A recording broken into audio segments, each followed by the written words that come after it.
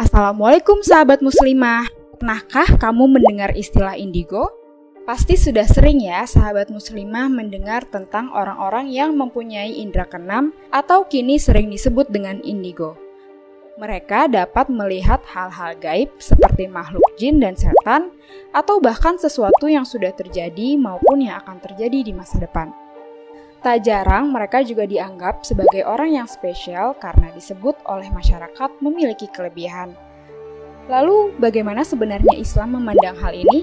Berikut penjelasan dan pendapat dari beberapa ustadz. Menurut Ustadz Khalid Basalamah, indigo bukanlah suatu kelebihan, melainkan penyakit gangguan setan. Kabar yang mereka dapatkan adalah dari setan.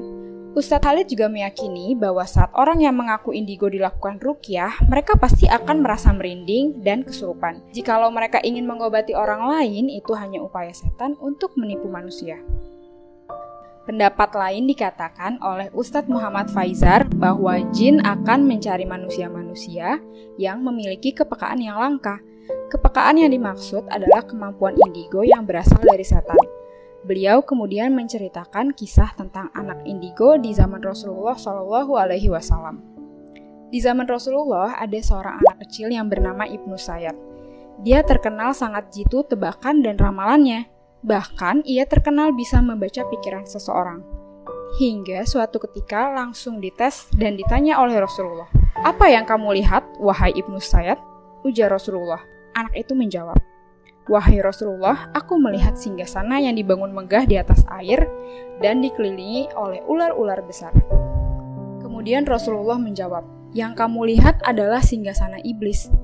Enyalah kamu karena kamu tidak akan bisa melampaui takdir yang telah ditentukan oleh Allah untuk engkau." Adapun pendapat Buya Yahya mengenai hukum dalam mempercayai perkataan indigo. Buya Yahya mengatakan bahwa memang ada di dunia tasawuf wali yang Allah bukakan penglihatannya, tetapi ia harus ada amal soleh dan ia adalah ahli ibadah. Maka selain dari itu adalah sihir dan buayan setan. Terakhir, menurut Ustadz Abdul Somad, seseorang yang mengaku indigo itu telah dimasuki setan. Setan yang membisikkan kepadanya tentang hal-hal gaib dan semua kejadian di masa lalu atau masa depan.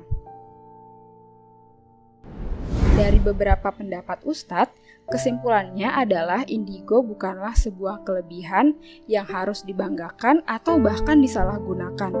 Justru hal tersebut harus segera dihilangkan dengan ruqyah.